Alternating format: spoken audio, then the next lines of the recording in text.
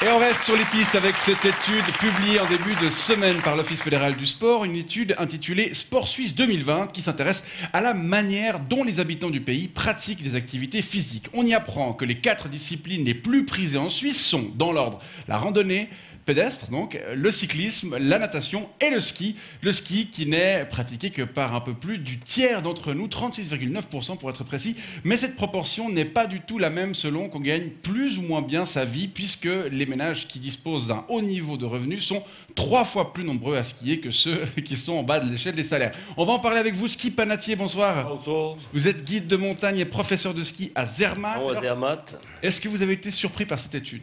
Oh, pas vraiment, puisque pour skier, il faut quand même reconnaître qu'en effet, il faut 2-3 sous dans la poche, alors que pour aller crapahuter en haut sur les sentiers de tourisme pédestre, il suffit d'avoir une paire de sandalettes. C'est un peu moins cher. Il y a le matériel, en effet, mais il y a aussi les forfaits. Ah ben, historiquement, c'est sûr que le ski a jamais été un sport particulièrement destiné aux nécessiteux. Alors, c'est en partie vrai, on vient d'ailleurs de le voir dans la séquence précédente, mais le ski a connu un processus de démocratisation au sortir de la Seconde Guerre mondiale, un processus qui a toutefois ralenti dans les années 80 avec un prix des forfaits qui a augmenté bien plus vite que le coût de la vie. Oui, il y a encore des stations qui s'obstinent à attirer les pauvres. Hein, c'est toutes celles qui sont dans le Magic Pass. Ouais. Mais les autres, les vrais, ils ont compris que c'est pas sur ce type de population qu'il fallait miser. Parce qu'ils dépensent moins ? Bon, ça, d'un point de vue économique, ça peut être contrebalancé par le volume. Hein. EasyJet l'a bien compris, non? Non, mais le problème des pauvres, c'est surtout qu'ils gâchent. Et c'est pour ça qu'on a décidé de les chasser en haut à Zermatt, à Crans-Montana, à Verbier, à Wengen, à Gstaad, dans les vraies stations qui ont des couilles. Ils gâchent, Philippe. Ils gâchent. Ils gâchent notre plaisir. Mais déjà, comme ils sont nombreux, ça crée des queues. Oui. Des queues, en l'occurrence, où ça sent moyennement bon à cause de leur hygiène approximative, on va dire. Forcément, quand t'as qu'une douche sur l'étage dans l'auberge de jeunesse, tu peux pas te laver tous les jours. Hein. Bien sûr. Oui, c'est automatique. Et puis ensuite, ils altèrent la qualité de la bouffe. Comment ça, ils altèrent la qualité de la nourriture ? Mais quand t'as des pauvres sur ton domaine, Ouais. il faut les nourrir. Eh ? Et alors, même s'il y en a une grande partie qui vient avec un sac à dos publicitaire rempli de sandwichs achetés en action à la Migros, et il faut quand même foutre des self-service qui servent de la bouffe de merde pour leur faire plaisir. Hein? Et je peux te dire que quand tu vas à Zermatt, Oui. tu peux pousser la porte de n'importe quel bistrot en haut sur les pistes, tu pourras commander un carpaccio à la truffe blanche, une douzaine d'huîtres et puis un verre de satikaya. Non, c'est vrai que là-bas, l'expérience gastronomique est assez incroyable. Enfin, à ce qui paraît. Hein, À ce qui paraît. Et puis ils foutent le bordel sur les pistes, les pauvres, à part les queues, hein, j'entends. Au télésiège, ils ralentissent tout.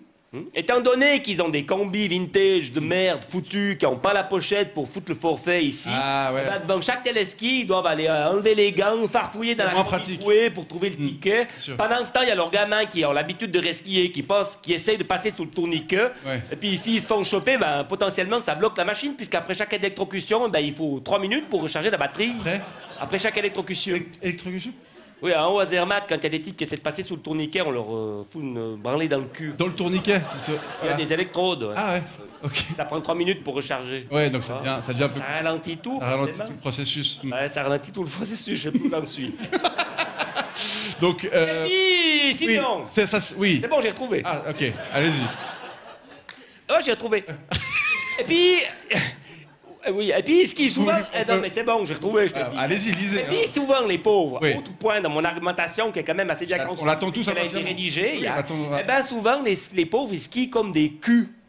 Mais oui, à cause de leur matériel des années 2000 qui est mal entretenu. Pas carvé. Qui est pas carvé, bien souvent, j'ai encore vu des types avec des skis de 1m3. Ah, non, 2 m alors qu'ils font 1m85. pas. Ça fait 18 cm de plus. C'est une des mesures d'un autre temps. Ah, bien sûr. Et puis la plupart, ils n'ont pas pris de cours. Non. Parce que ça coûte trop cher, soi-disant. sûr. Alors que franchement, qui viennent me voir, moi, c'est 2000. Chacun. Ça va. Chacun. Chacun.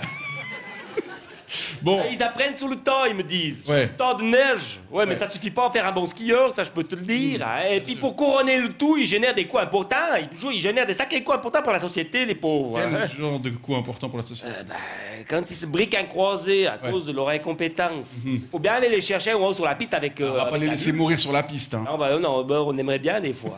Oui, mais c'est la loi, on est obligé. Bah oui. Alors on va avec la luge. Il y en a, t'en vois, il y en a qui nous bandent pour pas voir l'hélicoptère. Ouais. Ouais. Non, mais ils exagèrent, l'équipe. C'est quand même hors de question. Surtout qu'ils sont souvent pris pour les vols panoramiques. Ah oui, Non, ils descendent, on les laisse poireauter 4 heures et puis après on les descend avec la luge.